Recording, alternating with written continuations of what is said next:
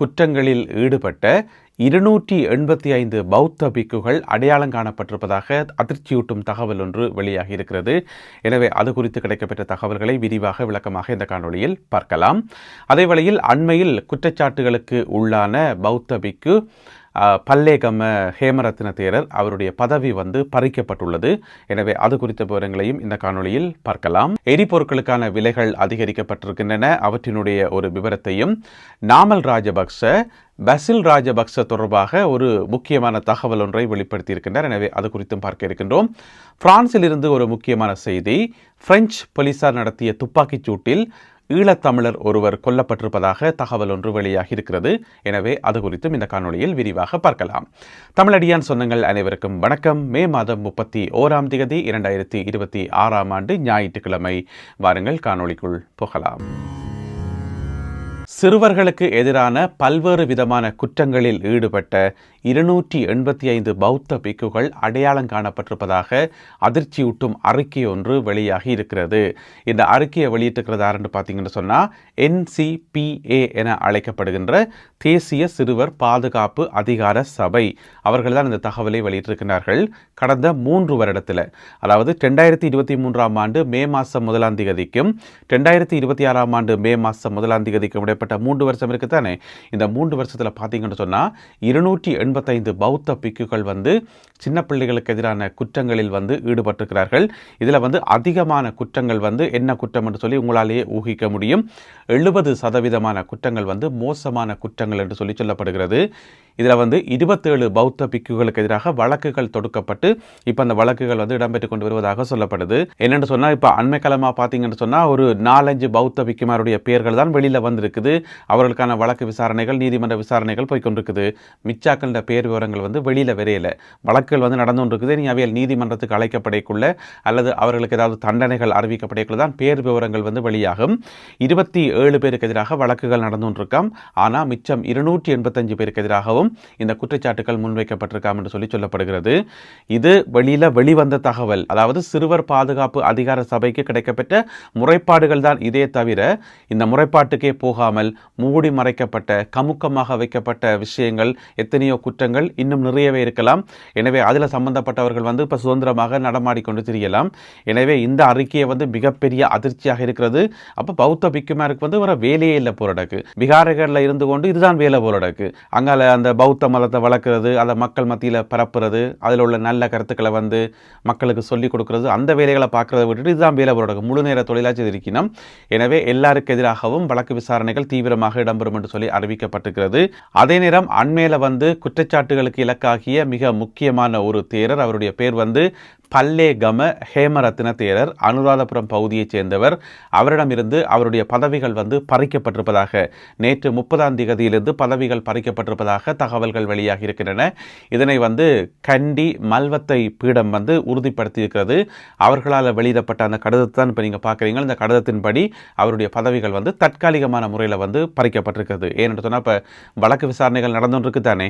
எனவே அந்த வழக்கு விசாரணைகளுக்கு ஒத்துழைப்பு வழங்கும் விதமாக அவருடைய பதவி பறிக்கப்பட்டிருப்பதாக சொல்லப்படுது. அவருடைய பதவி என்னென்று கேட்டீங்கன்னு சொன்னால் அட்டமஸ்தானி, அந்த பதவி தான் பறிக்கப்பட்டிருக்கிறது. அதென்ன அட்டமஸ்தானி என்று சொன்னால், அதாவது இந்த பௌத்த மதத்தோடு சம்பந்தப்பட்ட 8 விஷயங்களாம். ஒரு பக்கம் விகாரைகள், தாது கோபுரங்கள் என்று சொல்லி 8 விதமான விஷயங்கள் இருக்குமாம். அந்த 8க்குமே இவர் தான் பொறுப்பு. ஒரு பெரிய ஒரு ரெஸ்பான்சிபிள், பெரிய ஒரு பதவி. அப்போ அந்த பெரிய பதவியில் இருக்க நீங்கள் ஒழுங்கால இருக்கணும். அதை விட்டுட்டு தேவையில்லா வேலை பார்த்தா.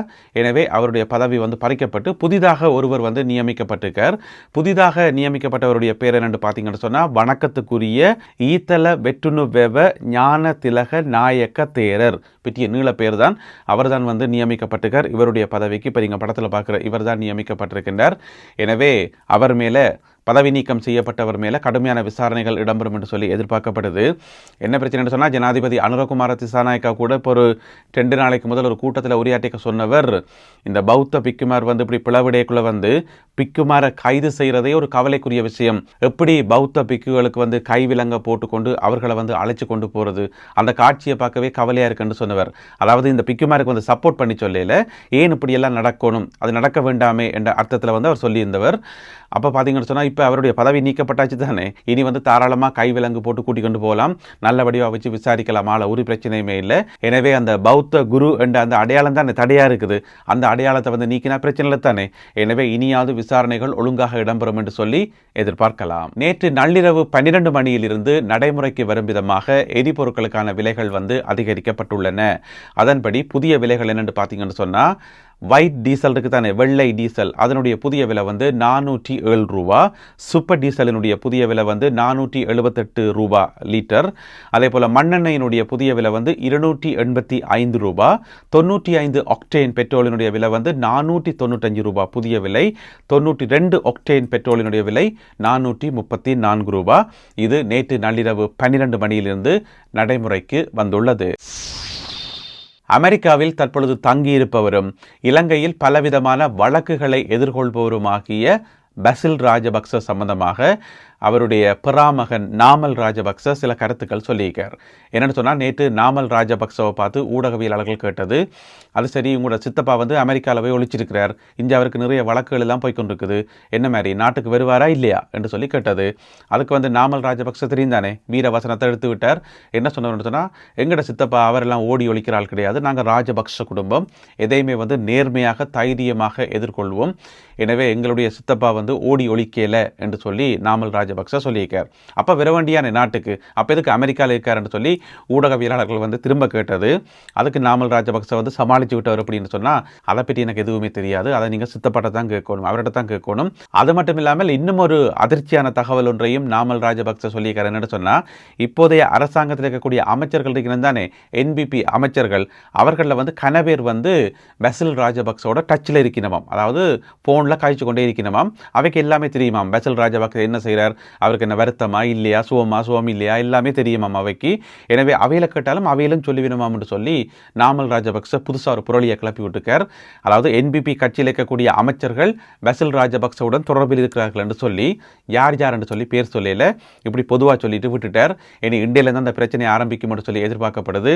அப்போ கட்டாயம் என்பிபிக்கார கேட்பினும் தானே, அமைச்சர் பேர் சொன்னால் ஆறு 2 பேரை சொல்லுங்க சொல்லி, ஒருவேளை நாமல் ராஜபக்ச யாருடையாவது பேரை சொல்லிவிட்டார் என்று சொன்னால், இந்த அமைச்சர் காய்ச்சவர் அந்த அமைச்சர் காய்ச்சவர் என்று சொல்லி அமைச்சர்மாருடைய பேரை சொல்லிவிட்டார் என்று வைங்களேன், அதுக்கு பிறகு வந்து பிரச்சனை வந்து இன்னும் பல மடங்காகும். எனவே என்னதான் நடக்க போகுது என்பதை நாங்கள் பொறுத்திருந்தான் பார்க்கணும். உண்மையிலேயே என்பிபி அமைச்சர்கள் பசில் ராஜபக்சவோட கதைக்கினமா அல்லது நாமல் ராஜபக்ச சும்மா அள்ளி விட்டாரா இன்னும் தெரியல, பொறுத்திருந்து பார்ப்போம். பிரான்சில் நேற்று இடம்பெற்ற ஒரு அதிர்ச்சிகரமான சம்பவம். நேற்று சனிக்கிழமை பிரெஞ்சு போலீசார் நடத்திய துப்பாக்கிச் சூட்டில் ஈழத்தமிழர் ஒருவர் கொல்லப்பட்ட சம்பவம் வந்து பதிவாகி இருக்கிறது. இந்த சம்பவம் தொடர்பாக பிரெஞ்சு ஊடகங்களில் வெளிவந்த தகவல்கள் என்னென்று பார்ப்போம். பிரான்சினுடைய 93வது மாவட்டம், அந்த மாவட்டத்தினுடைய தலைநகர் வந்து பொபினி. அங்கதான் இந்த துயரமான சம்பவம் நேற்று பிற்பகல் ஒரு 2:20 மணி போல நடைபெற்றிருக்கிறது. என்னென்னு சொன்னால், பொபினி போலீஸுக்கு வந்து கோல் வந்திருக்குது, ஆக்கள் ஃபோன் பண்ணி சொல்லிக்கணும், இந்த மாதிரி ஒரு அடுக்குமாடி குடியிருப்பில் வந்து 2 குடும்பத்துக்கு இடையில 2 வீட்டுக்கு இடையில வந்து சண்டை நடந்து இருக்குது, வாங்கன்னு சொல்லி போலீஸுக்கு ஃபோன் பண்ணி சொல்லிக்கிறேன். அப்போ போலீஸ் வந்திருக்கு. அங்கே என்ன பிரச்சனை என்று பார்க்கறதுக்கு 3 போலீஸ் உத்தியோகத்தர்கள் வந்து வந்திருக்கிறார்கள். பெரியக்குள்ள பார்த்தீங்கன்னு சொன்னால், அந்த ஒரு வீட்டில் இருந்து ஒரு ஆள் வந்து இந்த கொல்லப்பட்ட இவர் வந்து என்ன செய்யக்காருன்னு சொன்னால், 2 கத்தியோட கையில் வந்து 2 கத்தியோட வந்து வந்துக்கார், போலீஸ்காரரை நோக்கி வந்துக்கார். அப்போ வந்து மிகவும் ஆக்ரோஷமாக இருந்தார், மிகவும் கோபத்தில் இருந்தார் என்று சொல்லி, என்னென்னு சொன்னால், அந்த 2 வீட்டுக்காரருக்கு இடையில வந்து சண்டை போய்க்கொண்டு வந்து இருக்குது. இவர் என்ன செய்யக்காருன்னு சொன்னால், கத்தி எடுத்துக்கொண்டு போயிட்டு அந்த பக்கத்து வீட்டில் இந்த 2 பேருக்கு வந்து கத்தியால் குத்திக்கார். அப்போ இவர் கத்தியால் குத்தி ஏற்கனவே அங்கே 2 பேர் காயம் அடைஞ்சிருக்கணும். அதில் வந்து ஒரு ஆளுக்கு தோள் பட்டியல காயம் என்று சொல்லி சொல்லப்படுகிறது. அப்போ போலீஸ் வந்தோடனே இவர் என்ன செய்யறாருன்னு சொன்னால், அந்த வீட்டிலேருந்து வெளியில வந்துக்கார். போலீஸ்காரரை நோக்கி ஆக்ரோஷமாக வந்தார். போலீஸ்காரரை வந்து தாக்க முற்பட்டார். போலீஸ்காரரை கண்டுட்டு கத்தியை வந்து கீழே போட்டிருக்கணும், நோமலா கத்தியை கீழே போட்டுட்டு கையை உயர்த்தி சரணடைஞ்சிருக்கணும். ஆனால் அப்படி செய்யாமல் கையில் வந்து கத்தியை வச்சுக்கொண்டு போலீஸ்காரரை நோக்கி வந்தார் என்று சொல்லி பிரெஞ்சு ஊடகங்களில் வந்து செய்தி போடப்பட்டிருக்கிறது.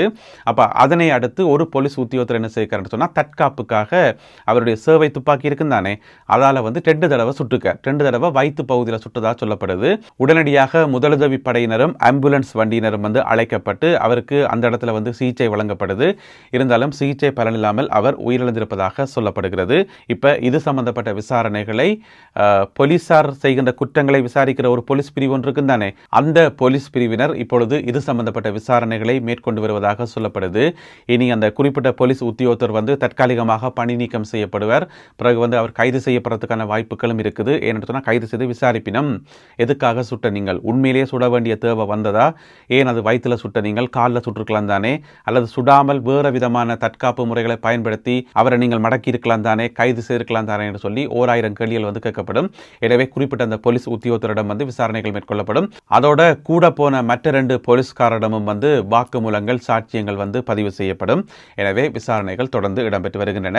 இந்த சம்பவத்தில் உயிரிழந்த நபருடைய பெயர் விவரங்கள் இன்னமுமே உத்தியோகபூர்வமாக அறிவிக்கப்படையில. அதனால பெயர் விவரங்கள், ஏனைய விவரங்களை அடுத்தடுத்த காணொளிகளில் பார்க்கலாம்.